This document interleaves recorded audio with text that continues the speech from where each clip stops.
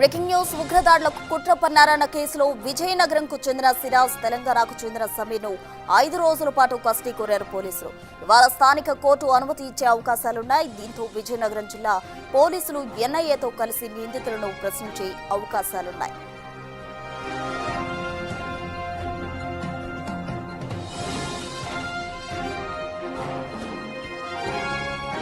అయితే ఈ కేసులో ఇప్పటికే విచారణ చేపట్టిన ఎన్ఐఏ కీలక విషయాలు వెలుగులోకి తెచ్చింది. ముఖ్యంగా సిరాజ్, సమీర్ కుటుంబ ఆర్థిక లావాదేవీలపై ఫోకస్ చేసింది. విజయనగరం డీసీసీబీ బ్యాంకులో లావాదేవీలు సేకరించారు ఎన్ఐఏ అధికారులు. 2015లో డీసీసీబీలో సిరాజ్ అకౌంట్ ఓపెన్ చేసినట్టు గుర్తించారు. 2015 నుంచి జరుగుతున్న మొత్తం లావాదేవీల డేటా బ్యాంక్ నుంచి సేకరించారు. కొత్త వలసలో సిరాజ్ ఇంజనీరింగ్ చేసిన కాలేజీకి వెళ్లి ఆరా తీశారు. కొత్త వలసలో ఉద్యోగం చేసిన శారదా కంపెనీ కూడా వెళ్లి సిరాజ్ గురించి ఆరా తీశారు. సిరాజ్ మొబైల్ డేటా మొత్తం సేకరించి అతని కాల్ డేటా ఆధారంగా సమాచారం రాబట్టారు. కాల్ డేటాతో ఉన్న క్లోజ్ ఫ్రెండ్స్ కుటుంబ సభ్యుల ద్వారా కీలక సమాచారం సేకరిస్తున్నారు.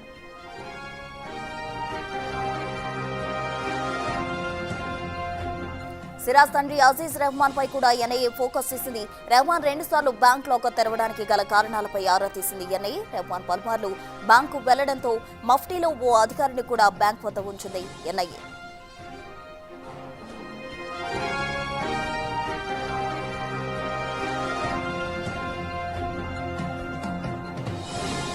మరోవైపు పేలుడు పదార్థాల కేసులో కన్యకా పరమేశ్వరి, కోవెల ప్రాంతంలో 3 వ్యాపారులను అదుపులోకి తీసుకున్నట్టు సమాచారం. ఈ 3 అనధికారికంగా వివిధ రకాల పేలుడు పదార్థాలు అమ్ముతున్నట్టు గుర్తించారు పోలీసులు.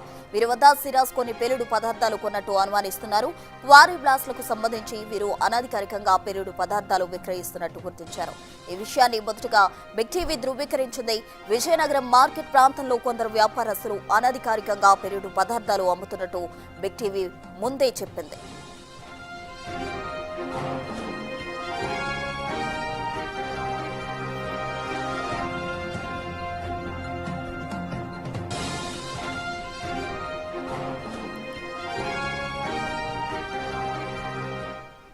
ఇక బాంబు పేలుళ్ల ఘటన ఉగ్రదాడులకు కుట్ర పన్నారన్న కేసులో విజయనగరంకు చెందిన సిరాజ్, అలాగే తెలంగాణకు చెందిన సమీర్ను 5 రోజుల పాటు కస్టడీకి ఇవ్వాలంటూ పోలీసులు కోరడం జరిగింది. ఈ పిటిషన్ కు సంబంధించి ఇవాళ తీర్పు వచ్చే అవకాశం ఉంది. పూర్తి డీటెయిల్స్ మా ప్రతినిధి శివ అందిస్తారు. విజయనగరం నుండి శివ. ప్రస్తుతం మనం చూసుకున్నట్లయితే 5 రోజుల కస్టడీకి అయితే పోలీసులు అడగడం జరిగింది. ఇప్పటికే 2 రోజులు పూర్తయింది. ఈరోజు 3వ రోజు అని చెప్పుకోవాలి. అయితే ఈరోజు తీర్పు వెలువడే అవకాశం ఉంది. ఈరోజు తీర్పు కనుక కస్టడీకి కోర్టు అంగీకరిస్తే కనుక సుమారు 5 రోజులు కస్టడీకి అయితే ఇచ్చే అవకాశం ఉంది. 5 రోజులు అంటే ఇప్పటికే ఎన్ఐఏ దర్యాప్తు వేగవంతం చేసి అనేక కీలకమైనటువంటి సమాచారం సేకరించింది. ఇన్ కేసు కస్టడీకి ఇచ్చినట్లయితే మరింత కీలకమైన సమాచారం రాబట్టే అవకాశం ఉంటుంది. ప్రస్తుతం అయితే మనం చూసుకున్నట్లయితే విజయనగరంలో ఎక్కడైతే అటు రాజానగర్, బాబామెట్ట వీధిలో రాజానగర్, విజయ్ స్టేడియం దగ్గరలో ఉన్న రాజానగర్ ప్రాంతంలో ఎక్కడైతే సిరాజు ఐఈడీ బాంబులతో అటు పోలీసులకు దొరికాడో, ప్రస్తుతం మనం ఆ ప్లేస్లో ఉన్నాం. ఏదైతే మనం ప్రస్తుతం నిల్చున్నామో ఈ ప్లేస్లోనే రెడ్ కలర్ గ్లామర్ బైక్తో వచ్చేసి అటు ఐఈడీ పేలుడు పదార్థాలకు సంబంధించినటువంటి ఒక బ్యాగ్ తీసుకుని ఇక్కడే పోలీసులు చిక్కినటువంటి పరిస్థితి ఉంది. సుమారు 3 రోజుల పాటు అటు పోలీసులు రెక్కి నిర్వహించి ఈ ప్లేస్లోనే పట్టుకోవడం జరిగింది. అయితే అనుమానాస్పదంగా తిరుగుతున్నటువంటి సిరాజ్ను ఇక్కడే గ్లామర్ బండి, అదేవిధంగా అమ్మోనియం నైట్రేట్ కావచ్చు, సల్ఫర్ నైట్రేట్, ఎన్ని మొత్తం పేలుడు పదార్థాలు, అదేవిధంగా పీవీసీ పైపులు కావచ్చు, హ్యాక్సా బ్లేడ్ మొత్తం ఎన్ని పట్టుకొని ఈ ప్లేస్లోనే ప్రస్తుతం మనం ఏదైతే ప్లేస్లో ఉన్నాం చూసుకోవచ్చు.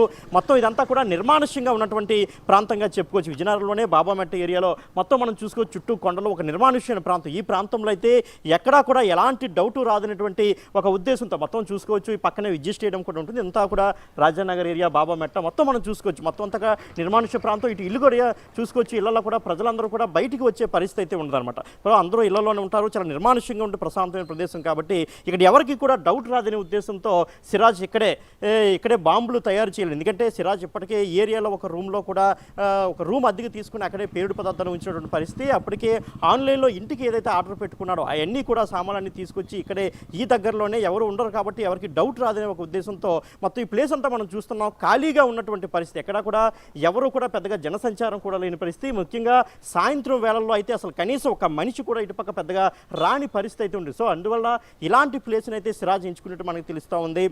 మొత్తం ఈ ప్లేస్లోనే ఐఈడి బాంబు తయారు చేసి మొత్తం విజయనగరంలోని 4 ప్రాంతాల్లో బ్లాస్ట్ చేయడానికైతే సిరాజ్ నిర్ణయించుకున్నట్టు తెలుస్తోంది. మొత్తం చూసుకోవచ్చు, అక్కడ ఒక వ్యక్తి బండి మీద వెళ్తున్నటువంటి పరిస్థితి, ఎక్కడా కూడా ఎవరో ఒక మనిషి కూడా కనబడినటువంటి పరిస్థితి. సో సిరాజ్ కూడా ఇటువంటి ప్రదేశాల్లోకి వచ్చి బాంబు తయారు చేయడానికి అయితే ప్రయత్నించిన పరిస్థితి. ఈరోజు హనుమాన్ జయంతి కావడం, సో ఈ 22, 23 తేదీలను కూడా ఎంచుకోవడం కూడా ప్రధానంగా సిరాజు సమీర్లు ఇద్దరు కూడా విజయనగరంలో పేలుడు జరపడానికి కూడా నిర్ణయించుకున్నటువంటి పరిస్థితి. సో ఈ ప్రాంతంలో ఐఈడి బాంబులు తయారు చేసి మొత్తం విజయనగరంలోని 4 ప్రాంతాల్లో ఈ బాంబులు పేలుళ్ళకైతే పాల్పడడానికి సిద్ధంగా ఉన్నట్టు మనకు తెలిసిందే. అయితే హనుమాన్ జయంతి ఈరోజు కావడం, ముఖ్యంగా ఆర్ఎస్ఎస్ నేతలను కూడా వారు టార్గెట్ చేయడం, సో మన కన్ఫెషన్ లెటర్లో కూడా చూసాం. అంటే ఈ హనుమాన్ జయంతి సందర్భంగా ఆర్ఎస్ఎస్ ప్రధానంగా మనకి పెద్ద ఎత్తున సెలబ్రేట్ చేస్తూ ర్యాలీలు నిర్వహిస్తుంటారు. పెద్ద ఎత్తున హనుమాన్ జయంతి జై శ్రీరామ్ అంటూ నినాదాలు చేస్తూ ర్యాలీలు నిర్వహించే పరిస్థితి కూడా ఉంటుంది. కాబట్టి ఈ రోజునే బాంబు పేలుళ్ళకైతే మనకి ప్లాన్ చేసినట్టు తెలుస్తుంది. పక్కగా ఐఈడి బాంబుని ఇక్కడ తయారు చేయడానికి అయితే, ఎందుకంటే మొత్తం తన దగ్గర మొత్తం సామగ్రితో, అటు పీవీసీ పైపులు కావచ్చు, hacksaw blade, ammonium nitrate, sulphur అని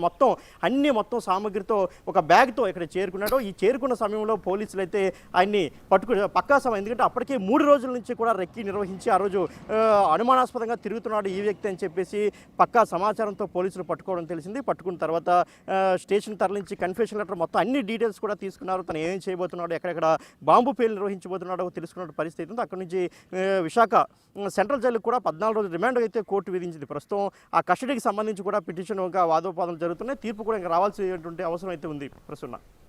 రైట్ శివశంకర్, థ్యాంక్ యూ.